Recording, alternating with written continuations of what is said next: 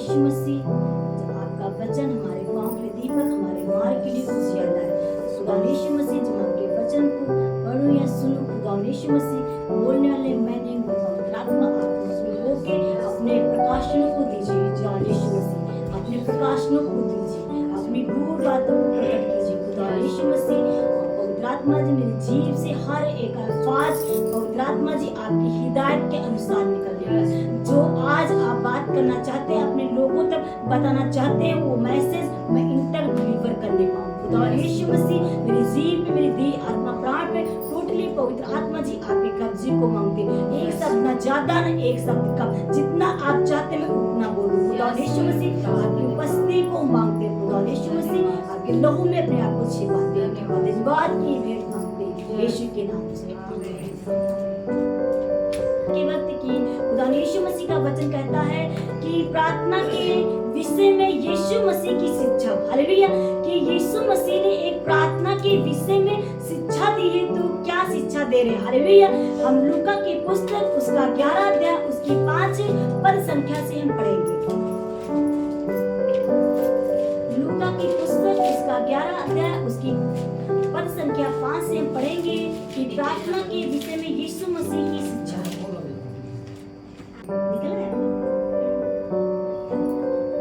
आइए हम पढ़ते हैं।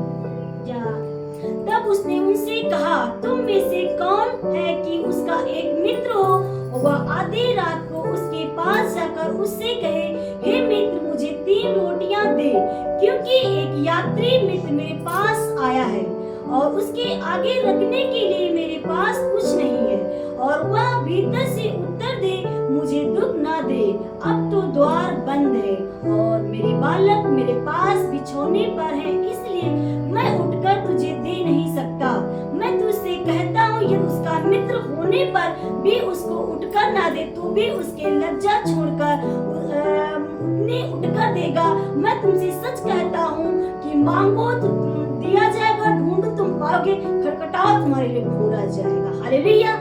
आइए हम देखते हैं कि यीशु मसीह प्रार्थना के विषय में शिक्षा दे रहे हैं। एक यात्री मित्र किसी के घर में आते हैं और एक घर में अपने बच्चों को लेकर अपने खाना पीना खा के आराम से लेटा हुआ इंसान होता है और आधी रात को एक मित्र जाता है। उसके घर में कुछ गेस्ट, कुछ मेहमान आते होंगे, उनके पास उनके रखने के लिए कुछ भी नहीं होता है। हालेलुया। जैसे यहाँ पे बाइबल ये दृष्टांत बता रही, शिक्षा दे रही, उसके पास कुछ नहीं था और वो कुछ समझ के जाता है कि मैं अपने दोस्त के वहाँ जाऊंगा और मेरे लिए कुछ मिलेगा, ताकि जो मेरे घर में आए इनकी हम सेवा के लिए जनपाल की कुछ व्यवस्था कर सके। हालेलुया। मगर वो अंदर से क्या जवाब देता है? उसने दरवाजा भी नहीं खोला और उसने क्या किया कि मुझे दुख ना दे, क्योंकि मेरा बेटा मैं अपने पास बिछौने पर हूँ, मुझे तकलीफ ना दे, तू चला जा।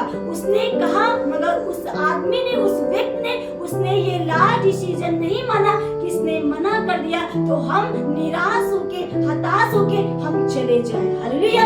हम बाइबल से शिक्षा पा रहे, यीशु मसीह हमें सिखाना चाहते हैं। और आज हम और आप लोग जब कलीसिया में आते हैं, एक दिन प्रार्थना करते हैं, एक दिन बुधवार को आते हैं, एक दिन संडे को जाते हैं, हमारी ब्लेसिंग नहीं मिली, हमारी आशीष से नहीं मिली, हम पीछे मुड़ जाते हैं। मगर एक हम यहाँ से दृष्टांत यीशु मसीह का सीख रहे हैं कि उसने लास्ट डिसीजन नहीं माना, इसने मना कर दिया, इस दरवाजा बंद हो गया, अब मैं हताश हो गया, निराश, सुसाइड कर लूंगा, मर जाऊं। उसने ये नहीं किया, उसने मांगना छोड़ना नहीं बंद किया। कैसे मांगा? एक भिखारी की तरह। आपकी प्रार्थना, आपके निवेदन ऐसे होने जाए, यरीहो की शहर बना भी गिर जाए। हालेलुया। आइए हम देखते हैं कि दृष्टांत एक विधवा के बारे में यीशु मसीह क्या करते हैं। लूका की पुस्तक उसका 18 अध्याय उसकी पद संख्या हम 1 से पढ़ेंगे कि एक अधर्मी न्यायाधीश और विधवा का दृष्टांत। हालेलुया। कि यीशु मसीह एक अधर्मी विषय के विषय में क्या, एक न्यायाधीश होता है, ना किसी मनुष्य की परवाह करता है। आप सोच रहे हैं, एक अधर्मी न्यायाधीश और एक विधवा का दृष्टांत है यीशु मसीह दे रहे हैं। वो अधर्मी किसी मनुष्य की कुछ परवाह नहीं करता है, ना किसी इंसान की परवाह करता है, ना परमेश्वर की परवाह करता। आइए हम यहाँ से हम सीखते एग्जाम्पल लेते हैं। फिर उसने इसके विषय में कि नित्य प्रार्थना करना या ना छोड़ना चाहिए। उसने यह दृष्टांत कहा। किसी नगर में एक न्यायी रहता था जो न परमेश्वर से डरता था न किसी मनुष्य की परवाह करता था। उसी नगर में एक विधवा भी रहती थी जो उसके पास आकर कहा करती थी, मेरा न्याय चुकाकर मुझे मुद्दई से बचा। कुछ समय तक तो न माना, परंतु अंत में मन में विचार कर कहा, यद्यपि मैं न परमेश्वर से डरता न किसी मनुष्य की कुछ परवाह करता, तू भी यह विधवा मुझे सताती रहती है, इसलिए मैं उसका न्याय चुकाऊंगा। कहीं ऐसा ना हो कि घड़ी घड़ी आकर अंत में नाक में दम करे। हालेलुया। यहाँ पे हम देख रहे हैं एक विधवा होती है जो एक न्यायाधीश के पास जाती अपना न्याय मांगने के लिए, मगर बाइबल कहती है वो एक बार गई होगी, उसके द्वारपालों ने, उसके मालिकों ने, उसके सेवकों ने उसको भगाया होगा, मगर वो फिर गई होगी, उसने नाक में दम कर दिया, मतलब परेशान ही कर लिया। कैसे मनुष्य को जिसने ना परमेश्वर का उसके अंदर कोई डर है, ना किसी मनुष्य का परवाह है, और वो किसी क्रूर मनुष्य है, किसी का भय नहीं मानता, अधर्मी मनुष्य है, अगर वो बदल सकता है तो क्या परमेश्वर अपने चुने हुए का न्याय न चुका? जो पृथ्वी पर आप दुहाई देते, क्या प्रार्थनाएं आपकी न सुनी जाएंगी? मगर कभी कभी हम ऐसे होते कि मांगना ही छोड़ते। अब ये कहाँ इतनी बड़ी बीमारी, ये कहाँ जा सकती है, ये इतनी बड़ी समस्या आ गई, ये कहाँ जैसे प्रार्थना के द्वारा सब कुछ हो सकता। अगर आपकी प्रार्थना स्ट्रांग हो, आप मांगना बंद ना करें। आज यीशु मसीह हम लोगों से बात कर रहे हैं, हमारे एक दिन प्रार्थना नहीं सुनी जा रही, इसका मतलब ये नहीं है कि वो सुन नहीं रहा, वो सुन रहा है, पर्दे के पीछे कार्य हो रहा, बहुत जल्द वो पब्लिक में रिवार्ड देने वाला है।